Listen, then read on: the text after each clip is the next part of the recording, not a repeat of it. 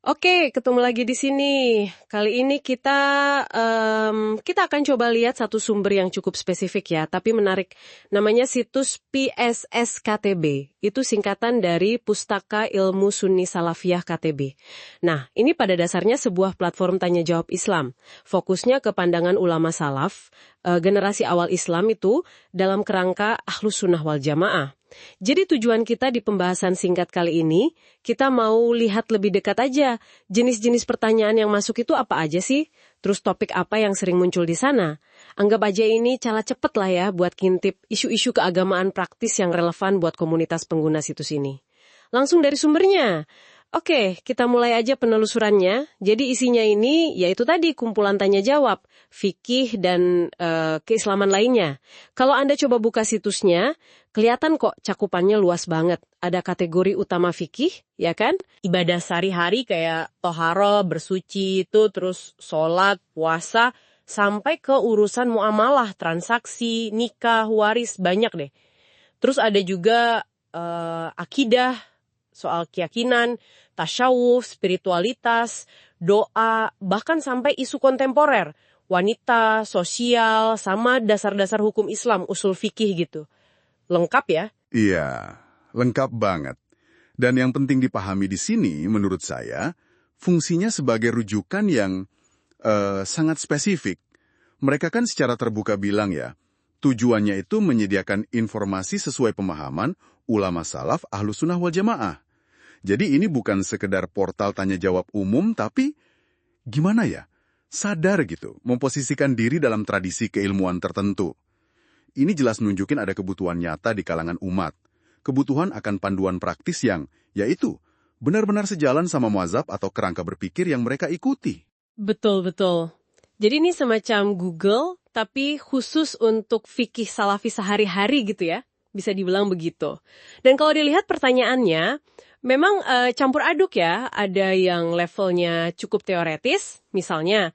Ada yang baru-baru ini tanya definisi jirim dan jisim. Ini kan istilah teologi Islam klasik ya, soal substansi atau benda gitu.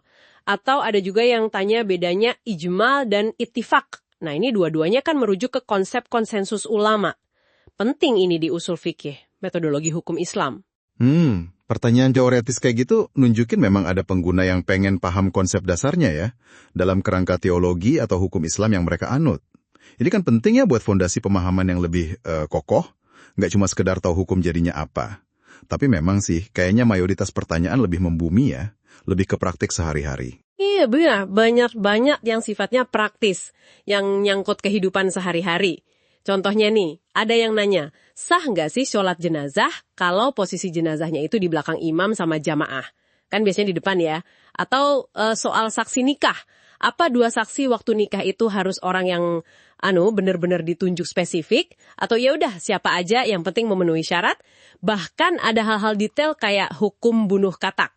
Atau, nah ini menarik nih, hukum nyentuh sobekan kertas Al-Quran yang udah didaur ulang jadi kertas biasa. Gimana toh? Nah, pertanyaan-pertanyaan praktis ini, termasuk juga yang tadi disebut, soal kesunaan baca solawat pas salaman, atau cara hitung masa iddah itu masa tunggu ya, buat wanita yang ditalak pas masih nifas, habis melahirkan. Itu kan, wah benar-benar cermin dilema real ya. Ini bukan cuma soal ritual aja jadinya, tapi juga etika sosial, hukum keluarga, sampai kepekaan kita terhadap hal-hal yang dianggap suci, kayak lembaran Al-Quran tadi.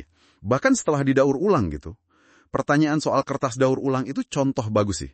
Gimana praktek keagamaan tradisional ketemu isu modern, kayak pengelolaan limbah misalnya. Bener banget, jadi bukan cuma soal hukumnya boleh atau nggak boleh aja ya, tapi lebih ke gimana tradisi itu berinteraksi merespon isu-isu baru yang muncul di zaman sekarang ini. Nah, situs ini juga punya bagian dokumen populer. Ini bisa kasih kita petunjuk nih soal apa sih yang paling banyak dicari atau dibaca orang di sana.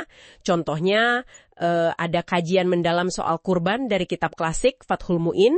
Terus penjelasan soal hadis qudsi tertentu. Hadis qudsi itu kan hadis yang maknanya dari Allah tapi redaksinya dari Nabi ya.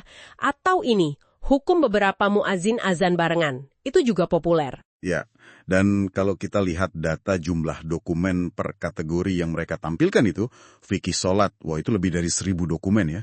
Sama akidah, itu sekitar 800-an. Dua ini memang mendominasi banget. Ini bisa jadi indikasi ya kalau pilar utama praktik ibadah, yaitu sholat, dan pilar keyakinan, akidah, itu area yang paling fundamental. Dan mungkin paling sering bikin orang bingung atau butuh penjelasan detail di kalangan pengguna.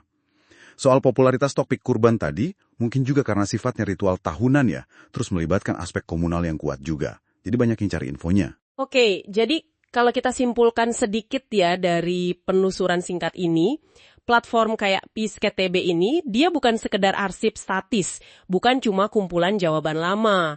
Tapi dia berfungsi sebagai rujukan dinamis, yang aktif gitu menjembatani ajaran dan tradisi keilmuan Islam Sunni Salafi dengan pertanyaan-pertanyaan konkret. Kadang kan pertanyaannya spesifik banget ya, yang muncul dari kehidupan sehari-hari penggunanya di era kontemporer ini. Betul. Dan ini mungkin bisa bawa kita ke satu refleksi menarik ya buat Anda para pendengar. Jadi, ngelihat gimana satu komunitas yang spesifik ini mencari jawaban dalam kerangka tradisi keilmuan mereka sendiri. Ini bisa jadi pemicu pertanyaan buat diri kita sendiri. Biasanya Anda nyari pegangan atau jawaban kemana sih kalau lagi ngadepin pertanyaan pelik dalam hidup? Entah itu soal agama, mungkin profesi, etika, atau apa aja lah ya.